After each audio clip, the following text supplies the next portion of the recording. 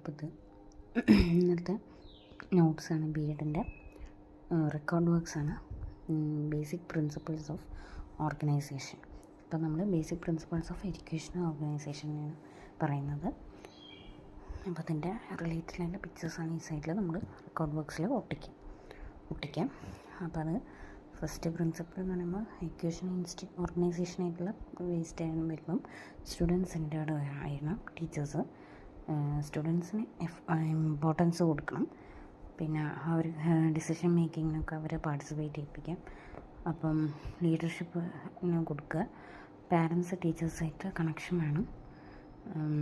PTA meetings അങ്ങനത്തെ കാര്യങ്ങൾ, പിന്നെ ഫോൺ നമ്പേഴ്സൊക്കെ കണക്ട് ചെയ്തിട്ട് കുട്ടികളുടെ കാര്യങ്ങൾ അറിയിക്കുക. അപ്പോൾ അത് സക്സസ്സിലേക്ക് പോവുള്ളൂ.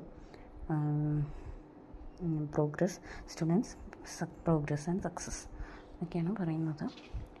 പിന്നെ നമ്മുടെ മെയിൻ പ്രിൻസിപ്പിൾസ് ഫൗണ്ട് ഔട്ട് ചെയ്ത ഒരാളാണ് നമ്മുടെ ഹെൻറി ഫയോൾ. അപ്പോൾ ഹെൻറി ഫയോളിൻ്റെ 14 പ്രിൻസിപ്പിൾസും നമുക്ക് പഠിക്കാനുണ്ട്. അപ്പം ഡിവിഷൻ ഓഫ് ലേബർ അങ്ങനത്തെ 14 അതോറിറ്റി, റെസ്പോൺസിബിലിറ്റി, അങ്ങനത്തെ കുറേ കാര്യങ്ങൾ. ഇതൊക്കെയാണ് നമ്മുടെ ബി എഡ് ലൈഫ്. ഇപ്പം ഇന്നത്തെ ക്ലാസ്സിൻ്റെ നോട്ട്സ്, റെക്കോർഡ് വർക്ക്സ് ഒക്കെയാണ് പറയുന്നത്. നമ്മുടെ ഫ്രണ്ട് പേജ്, ഇൻഡെക്സ് പേജാണ്. What is organizing, basic principles of organizing, അങ്ങനത്തെ കാര്യങ്ങളൊക്കെ. മാത്സ് ക്വസ്റ്റ്യൻസ് ഒക്കെ വരുന്നുണ്ട്.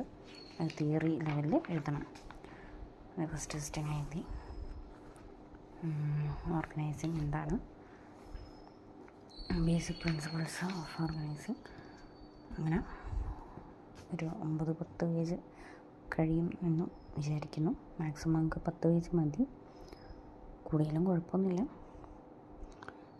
പേജ് അനുസരിച്ച് നോക്കണം. അപ്പോൾ അതൊക്കെ നമ്മൾ ഹെൻറി ഫയോളിൻ്റെ ഇതിലാണ് നമ്മളിപ്പോൾ നിൽക്കുന്നത്.